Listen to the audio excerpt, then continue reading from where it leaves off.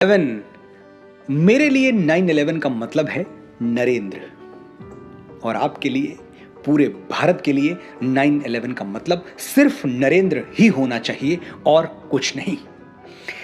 नरेंद्र नाथ दत्त, जिन्हें पूरा विश्व स्वामी विवेकानंद के नाम से जानता है और याद करता है। हम भारतवासियों को 9/11 क्यों याद रखना चाहिए? क्योंकि उस दिन भारत के एक युवा सन्यासी ने पश्चिमी देशों के सूट बूट वाले बड़े बड़े विद्वानों को बौना साबित कर दिया था। 9/11 हमें इसलिए याद रखना चाहिए क्योंकि उस दिन सनातन संस्कृति के एक संदेश वाहक ने भारत को विश्व गुरु के रूप में पुनर्स्थापित कर दिया था। 9/11 को हम न्यूयॉर्क के लिए नहीं, शिकागो के लिए याद करेंगे। विध्वंस के लिए नहीं, विश्व शांति के लिए याद करेंगे। आतंकवाद के लिए नहीं, सनातन संवाद के लिए याद करेंगे। आज के बाद 9/11 हम लादेन के लिए नहीं, नरेंद्र के लिए याद करेंगे। आइए ले चलता हूं आपको फ्लैशबैक में 128 साल पहले।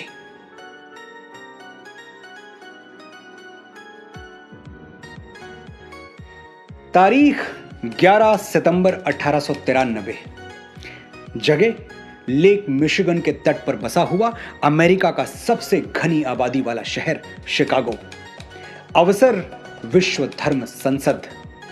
पात्र पूरी दुनिया से आए हुए अलग अलग धर्मों के प्रतिनिधि और भारत का एक युवा तपस्वी स्वामी विवेकानंद।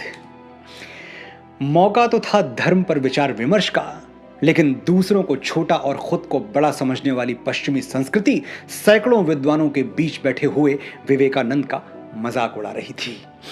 उनके कपड़े सूट बूट वाले विद्वानों से मेल नहीं खा रहे थे, कदकाठी भी कोई खास नहीं थी। उनके मस्तक पर ज्ञान का तेज तो था, लेकिन अहंकार नहीं। भारत को तीसरी दुनिया मानने वाले, सपेरों का देश कहने वाले मन ही मन स्वामी जी पर हंस रहे थे। बड़ी बड़ी बातें करता है भारत, विश्व की प्राचीनतम सभ्यता कहता है खुद को।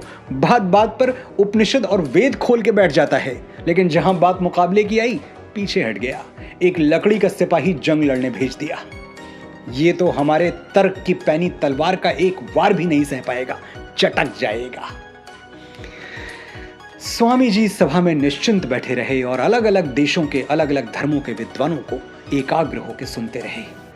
लोग अलग थे, धर्म अलग थे, लेकिन दावा सबका एक ही था, मेरे धर्म जैसा कोई धर्म नहीं, मेरे सिद्धांत जैसा कोई सिद्धांत नहीं, और मेरे वंश जैसा कोई वंश नहीं। थोड़ी देर बाद विश्व धर्म संसद में स्वामी विवेकानंद का नाम पुकारा गया और वो अपनी जगह से उठकर मंच की ओर बढ़ने लगे। तब स्वामी विवेकानंद की उम्र थी सिर्फ 30 साल। 30 बरस का ज्योतिपुंज था, ज्ञान पुष्प का सुरभि कुंज था। मस्तक पर अरुणिम वो रेखा, चकित रह गया जिसने देखा। शब्द सुदर्शन धारी था वो, देवदूत अवतारी था वो। स्वामी जी मंच की ओर अकेले चल के नहीं आए, उनके साथ भारत की सनातन संस्कृति और लाखों वर्षों का इतिहास भी मंच तक आ पहुंचा। और अब पूरा विश्व सुनना चाहता था कि भारत क्या कहेगा।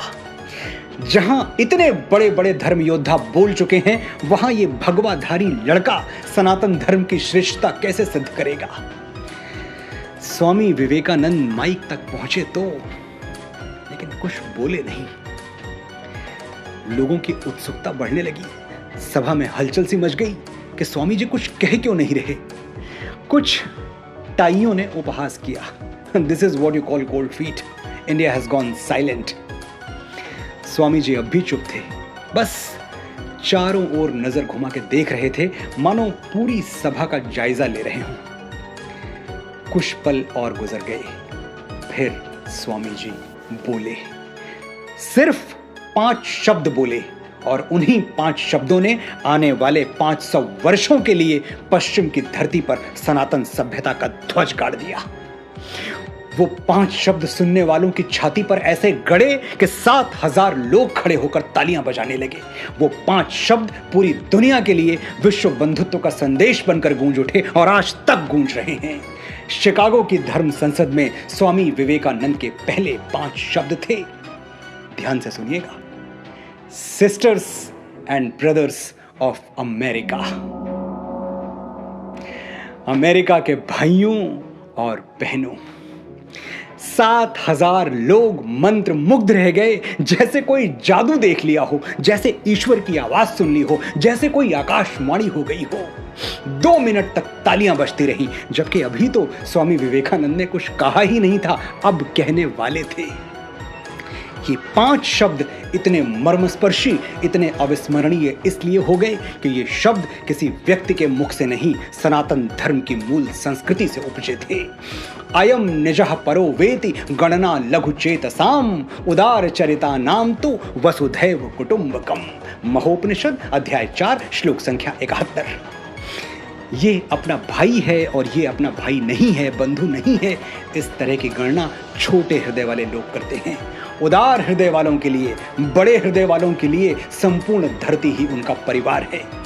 देश की सीमाओं से बाहर न झांकने वाले, एक दायरे से बाहर सबको पराया समझने वाले पश्चिमी समाज को स्वामी विवेकानंद के ये शब्द, ये 5 शब्द एक कल्चरल शॉक की तरह झकझोर गए। उन्हें विश्वास ही नहीं हुआ कि हजारों मील दूर से आया हुआ एक व्यक्ति, जिससे ना तो रक्त का संबंध है, ना संस्कार का, ना भाषा का, ना भाव का, कैसे वो उनको भाई और बहन के संबोधन से पुकार सकता है।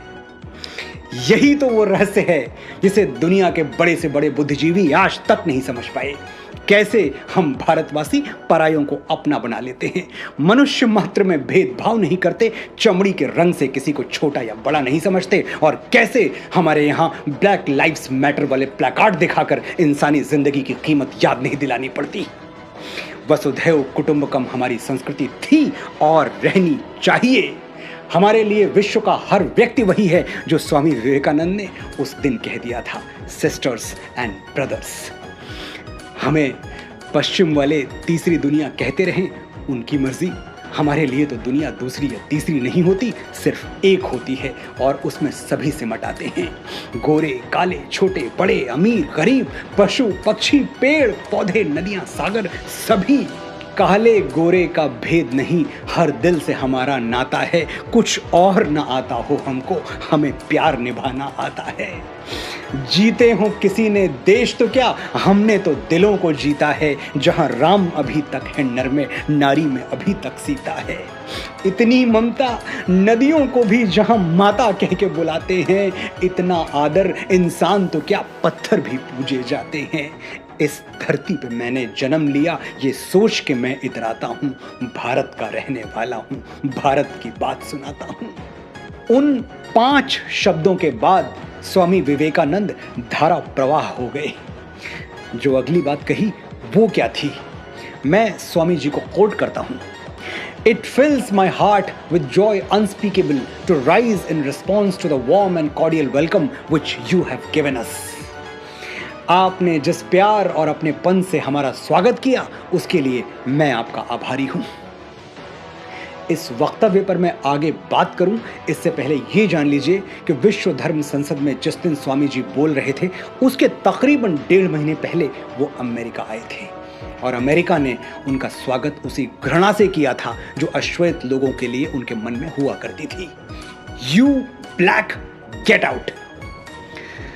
1.5 महीने तक स्वामी जी बस यही सुनते रहे, यू ब्लैक गेट आउट।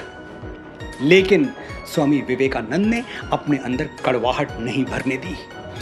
मैंने बताया आपको कि स्वामी जी उस दिन अकेले मंच पर नहीं आए थे, उनके साथ भारत की सनातन संस्कृति और लाखों वर्षों का इतिहास भी आया था।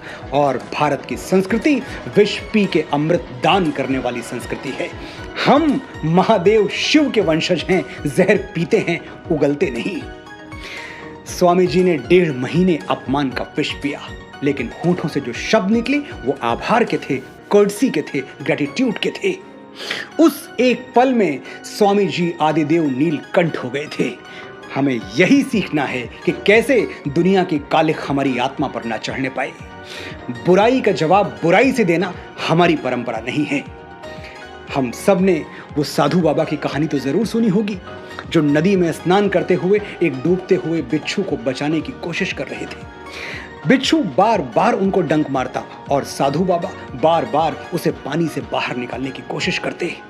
किसी ने पूछा, ऐसा क्यों कर रहे हैं आप? छोड़ दीजिए बिच्छू को, डूब जाने दीजिए, आपके हाथ लहू लुहान हो चुके हैं। साधु बाबा बोले, डंक मारना बिच्छू का धर्म है और डूबते हुए को बचाना मेरा। जब वो अपना धर्म नहीं छोड़ रहा तो मैं अपना धर्म कैसे छोड़ दूं? स्वामी जी ने आगे कहा, I am proud to belong to a religion which has taught the world both tolerance and universal acceptance. मुझे गर्व है कि मैं उस महान धर्म का अनुगामी हूं जिसने पूरी दुनिया को सहनशीलता और स्वीकार भाव सिखाया है। स्वामी विवेकानंद जिस सनातन धर्म की बात कर रहे थे, आज उसी पर इनटॉलरेंस का आरोप लगाया जाता है, बगैर ये सोचे कि दूसरे धर्मों का आदर एक हिंदू अपने डीएनए में लेके पैदा होता है।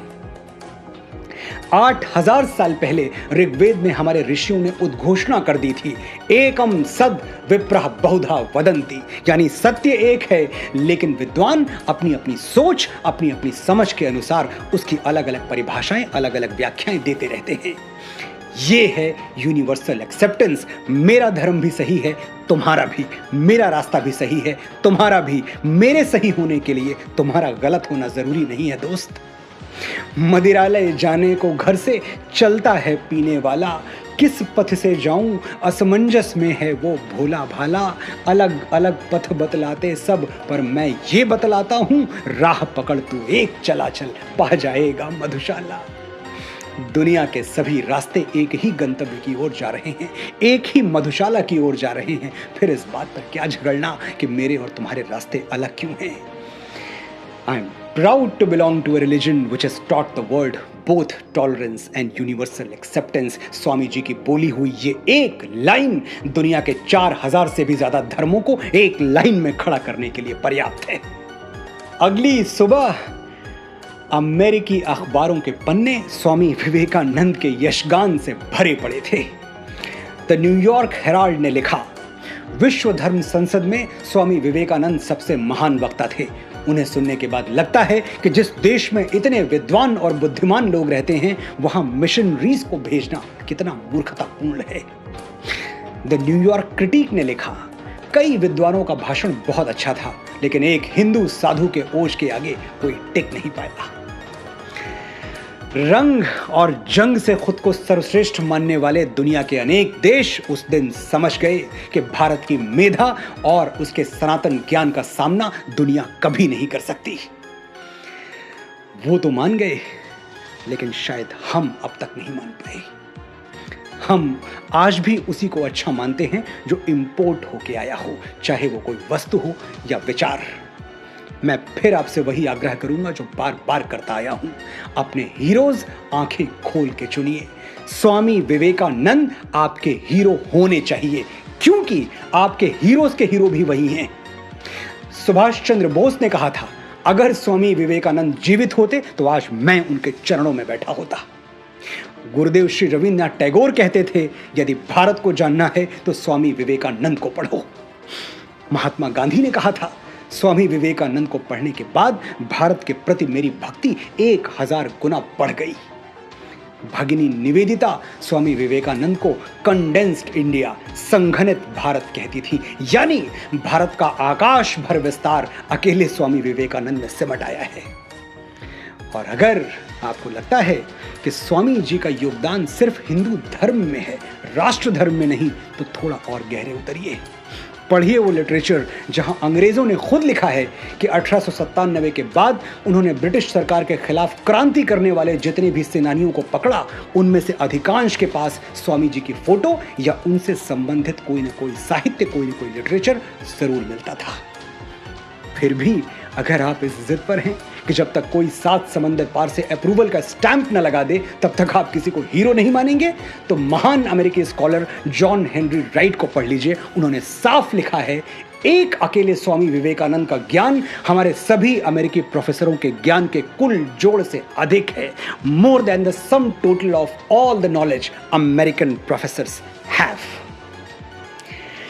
हमें समझना है सबको अपना लेने वाली, समाहित कर लेने वाली हमारी सोच को समझना है, हिंदू परंपरा को समझना है, सनातन धर्म को समझना है, सच्चे भारत को समझना है, तो इस देव पूजित धरा को विवेकानंद की आंखों से देखिए। हमारे लिए कोई गैर नहीं, हम अपने धर्म के सच्चे उपासक हैं, लेकिन दुनिया के किसी धर्म से हमें कोई बैर नहीं। हम सांप को भी दूध पिलाते हैं, जब तक वो खुद हमला ना करे हम उसे नहीं मारते। हम सीमाएं जीतने के लिए मर्यादाएं नहीं हारते। हमने विवेकानंद से सीखा है कि विजय तन की घड़ी भर की दमक है, इसी संसार तक उसकी चमक है। भुवन की जीत मिटती है भुवन में, उसे क्या खोजना गिरकर पतन में। शरण केवल उजागर धर्म होगा, सहारा अंत में सत्कर्म होगा। जय हिंद, जय भारत, जय भारती।